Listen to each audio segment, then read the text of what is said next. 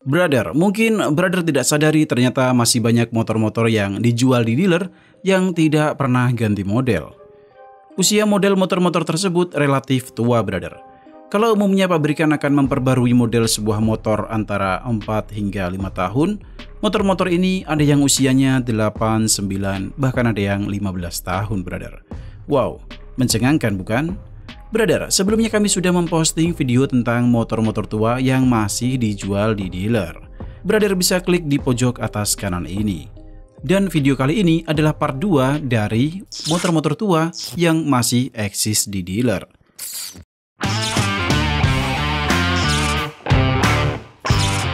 Selamat datang di Motomot Channel. Yamaha Mio M3. Selain Yamaha Vega Force dan MX King, Yamaha juga punya produk ujur yang masih eksis di dealer-dealer mereka. Yamaha Mio M3. Mio M3 diluncurkan di Istana Plaza Bandung 20 Desember 2014. Brother, Mio M3 masih eksis hingga sekarang setelah usianya menyentuh hampir 10 tahun. Yamaha tidak pernah melakukan update desain bodi maupun fitur. Bahkan headlampnya masih menggunakan bohlam biasa dan speedometernya masih analog. Mio M3 hanya beberapa kali saja mendapatkan pembaruan warna dan stripping body. Selebihnya, Mio M3 yang sekarang berada di dealer Yamaha masih sama dengan Mio M3 yang ada di 2014. Mio M3 sendiri sejatinya diluncurkan Yamaha untuk menghadapi Honda Beat dan Vario, yang sampai sekarang masih memegang market leader. Mio M3 menggunakan mesin Blue Core 125cc 2 katup berpendingin udara dengan power 7 kW dan torsi 9,6 Nm, yang diklaim Yamaha bisa lebih irit 20% dari versi Mio GT 115 YMZ Fi dan 50% lebih irit dari Mio Karbu. Entahlah apa yang ada di benak Yamaha sampai mempertahankan eksistensi Mio M3 yang menurut admin sudah ketinggalan zaman ini. Bagi brother yang punya pendapat tentang Mio M3 ini, coba tulis di kolom komentar. Yamaha Mio M3 125 Blue Core, desain dan performa tanpa kompromi. Honda Supra X 125 PGM Fi. Brother, siapa yang tidak tahu legenda hidup motor bebek yang paling sukses sepanjang masa? Honda Supra. Brother, meski termasuk motor bapak paling legend, ternyata Honda Supra X 125 PGM Fi sudah lama tidak mendapat penyegaran desain dan teknologi. Terakhir, Honda Supra X 125 PGM Fi yang saat ini masih eksis di showroom dealer Honda mendapatkan update pada tahun 2014 di bulan Februari. Atau sudah 10 tahun sejak motor ini diluncurkan di publik. Hal tersebut sangat kontras sekali jika kita flashback di era kejayaan motor bebek. Pada masanya, hampir setiap 2 hingga tahun sekali, Honda selalu memberikan update desain maupun facelift di keluarga Honda Supra. Seperti ketika Honda Supra X 125 karburator bermetamorfosis ke Honda Supra X 125 Helm-in dan kembali lagi ke Honda Supra X 125 PGM Fi ini, yang hanya berlangsung selama 3 tahun saja. Sepertinya, Supra X 125 PGM Fi yang dihentikan update-nya oleh Honda sebab minat pasar yang sudah mulai lesu dengan motor bebek. Apalagi peminat motor bebek Honda adalah bapak-bapak era 2000-an yang sebagian masih menggunakan motor ini untuk urusan keniagaan. Oleh sebab itu, brother, update desain sepertinya tidak dibutuhkan lagi oleh konsumen bapak-bapak ini. Yang penting harga murah, irit, dan durable. Ketiga hal tersebut memang terbukti di Supra X 125 PGM Fi ini. Hal tersebutlah yang tetap mendorong Astra Honda Motor mempertahankan eksistensi Supra X 125 PGM Fi. Yang mungkin menurut admin 5 hingga 10 tahun mendatang Supra X 125 PGM Fi masih bisa tetap eksis. Ya tentunya tetap harus diperbarui juga. Dan performa yang bertenaga. New Supra X 125 Fi, rajanya motor bebek. Kawasaki Versys 250. Brother, akhirnya admin bahas Kawasaki juga. Setelah cari-cari info, ternyata Kawasaki masih punya stok motor tua yang masih dijual di dealer mereka. Sebab hampir sebagian besar produk yang dijual Kawasaki Indonesia masih berusia relatif muda. Kecuali Kawasaki Versys 250. Mohon koreksi admin jika admin salah.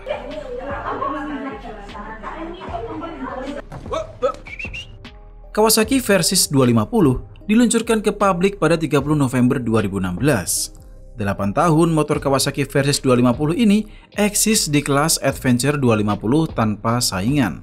Setelah setahun kemudian, mendapat tantangan dari Honda CRF 250 Rally 1 silinder yang sama-sama relatif tua juga. Brother, Kawasaki masih menjual Versys 250 dengan desain dan teknologi yang sama sejak motor ini diluncurkan 8 tahun yang lalu. Menggunakan mesin DOHC 8 katup 250 twin silinder dengan radiator, power yang dihasilkan 34 PS dan torsi sebesar 21,7 Nm. Mesin yang mirip seperti Ninja 250 Fi.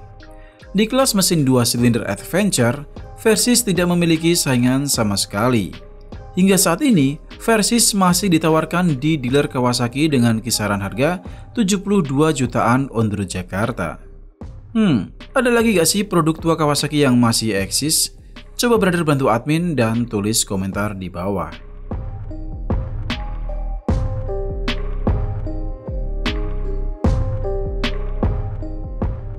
Suzuki Address Fi. Di kelas Matic, Suzuki juga masih punya produk lawas yang masih eksis belum tersentuh update maupun facelift brother. Suzuki Address Fi. Pertama kali dikenalkan pada Oktober 2014, Suzuki Address Fi sudah 10 tahun eksis di kelas Matic Low Entry. Dan selama itu pula, Suzuki Address Fi tidak mendapatkan penyegaran dari sisi desain. Suzuki Address Fi mengisi kelas Matic Low Entry sekelas Honda Beat dan Yamaha Mio M3. Suzuki Address dibekali mesin 113cc, sistem penggabutan injeksi dengan mesin pendingin udara. Dari tahun ke tahun, Suzuki Address hanya mendapatkan penyegaran dari segi warna dan tampilan stripping saja. Sebenarnya, Suzuki memproduksi juga Suzuki Address versi yang lebih sporty di 2019. Suzuki Address Playful, yang memiliki desain lebih tajam dan lebih berani dari Suzuki Address Fi. Meski sebenarnya secara fitur dan mesin tidak jauh beda, namun brother, Suzuki Address Playful bukanlah update atau facelift dari Suzuki Address Fi. Sebab hingga sekarang Suzuki Address Fi masih aktif ditawarkan Suzuki kepada konsumen di dealer-dealer mereka. Alasan kenapa Suzuki tidak memberikan pembaruan di Suzuki Address Fi ini mungkin menurut admin ada di sektor penjualan. Karena dianggap kurang menguntungkan, maka Suzuki enggan melakukan update, yang dimana R&D untuk update tersebut membutuhkan biaya yang tidak sedikit juga. Sebenarnya brother, kalau menurut admin, desain dari Address Fi ini tidak buruk-buruk amat. Suzuki hanya perlu memperbaruinya dari sisi fitur dan juga dari sisi penerangan LED saja. Gimana brother menurut kalian?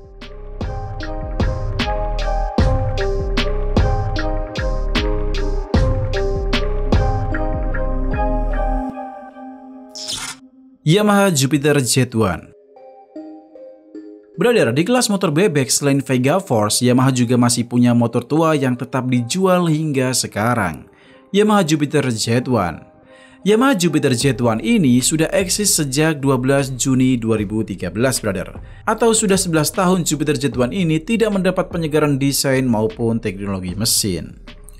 Kalau dipikir-pikir, nasib motor Jupiter Z1 ini mirip seperti Supra X125 PGM Fi brother. Eksis bukan karena laku, tapi eksis hanya untuk mengisi line up saja. Padahal brother, kalau diingat-ingat dulu Jupiter adalah motor bebek yang paling digandrungi anak muda. Namun gara-gara kesalahan update desain, membuat nama Jupiter hancur. Dan Yamaha memberikan desain baru Jupiter di seri Z1 ini di 2013. Tapi sepertinya animo konsumen sudah terlanjur kecewa karena desain Z1 tidak jauh beda dengan Jupiter Z Robot. Sebutan untuk Jupiter Z 2009 karburator yang dianggap penghancur nama Jupiter. Soal teknologi, Jupiter Z1 ini tidak diragukan lagi brother. Mengusung mesin 113,7cc 2 katup 4 percepatan, berpendingin udara, power yang diraihnya 7,4 kW dan torsi 9,8 Nm, dan teknologi sistem bahan bakar injeksi. Dengan power dan torsi yang melimpah, Jupiter Z1 sangat diperhitungkan di kelas bebek 115cc. Kabarnya brother, pada waktu R&D Yamaha Jupiter Z1 ini pada masa itu dilakukan oleh insinyur teknis Yamaha Jepang sendiri.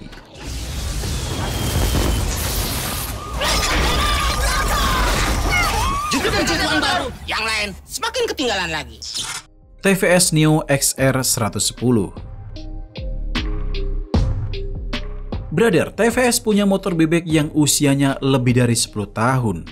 Motor bebek TVS Neo XR 110 pertama kali diluncurkan pada 7 Februari 2012 hingga saat ini tidak ada perubahan sama sekali, baik desain, mesin, bahkan fiturnya. Meski usianya sudah lebih dari 12 tahun, namun TVS masih menjualnya hingga saat ini brother.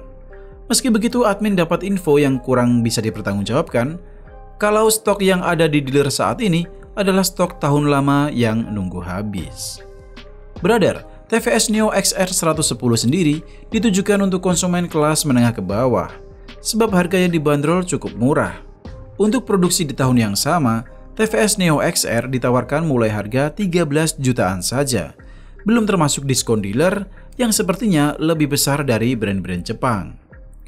Mungkin brother bisa mendapatkannya dengan harga yang jauh di bawah penawaran. TVS Neo sendiri brother dibekali mesin konvensional 109,7 cc, tenaganya mencapai 8,8 bhp dan torsi mencapai 8,5 Nm. Torsinya lumayan juga untuk ukuran motor karburator. Alasan kenapa TVS Neo XR tidak dilakukan update, sepertinya TVS sudah tidak berminat memperbarui motor mereka di kelas bebek dan lebih memilih untuk bertahan. Kalau kalian punya info tentang TVS Neo XR ini, tulis di kolom komentar.